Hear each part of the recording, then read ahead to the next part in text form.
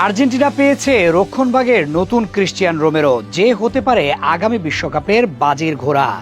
দীর্ঘদেহী শরীর আর অসাধারণ technical skill দিয়ে সে ইতোমধ্যে নজর কেড়েছে। আর্জেন্টাইন কোচ স্ক্যালোনিও এখন নিয়মিত দলে রাখছেন। বলছি লিওনার্দো বালের্দির কথা। আর্জেন্টিনার ফুটবলে তাকে ভাবা হচ্ছে ক্রিস্টিয়ান রোমেরোর উত্তরসূরি। ২৬ বছর বয়সী এই সেন্টার ব্যাক এখন মার্সেইয়ের অধিনায়ক। ফরাসি লিগে সেরা ডিফেন্ডারের তালিকা করলে তার নাম নিশ্চিতভাবেই থাকবে। দেখতে খুবই ভদ্র এবং শান্তশিষ্ট, কিন্তু বল কেড়ে নেওয়ার জন্য সবকিছু করতে পারেন। দীর্ঘদেহী হওয়ার কারণে তার সাথে শক্তিতে পারা কঠিন।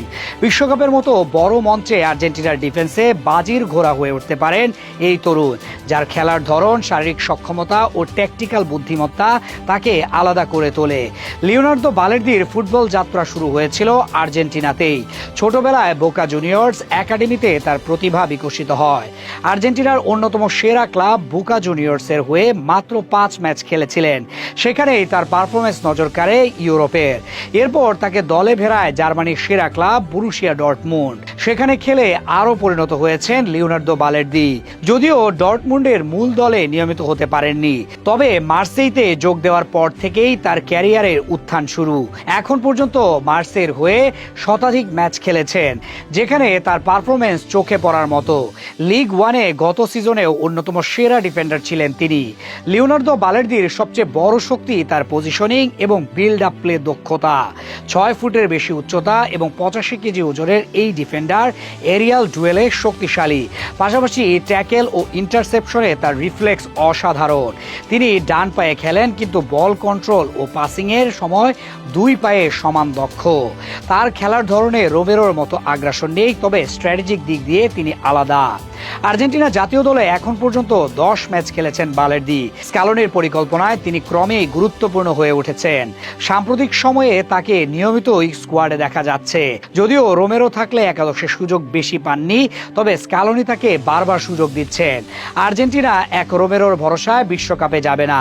সব পজিশনেই থাকবে একাধিক বিকল্প। ডিফেন্সে স্ক্যালোনির পরিকল্পনায় ভালোভাবে আছেন লিওনার্দো বালের্দি। বর্তমানে রোমেরো ও লিসান্দ্রো মার্টিনেজ আছেন, তবে লিসান্দ্রো মার্টিনেজ অনেক ইনজুরিতে পড়েন। সেই হিসাবে বালের্দি থাকলে আর্জেন্টিনার ডিফেন্সে ভারসাম্য আসবে। একদিকে আগ্রাসন, অন্যদিকে শারীরিক শক্তি।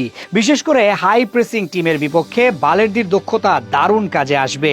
আর্জেন্টিনা অনেক সময় হাই প্রেসিং দলের বিপক্ষে ভালো করতে পারে না। এক্ষেত্রে বালের্দি বড় অবদান রাখতে পারেন। তিনি এই ধরনের ম্যাচ খেলায় অভিজ্ঞ। ডিফেন্স থেকে তার বিল্ড আপ স্কিল এবং ডিপ লাইনে পজিশনিং বিশ্বকাপে বড় ভূমিকা রাখতে পারে। তাছাড়া লিওনার্দো বালের্দি একজন জাত লিডার।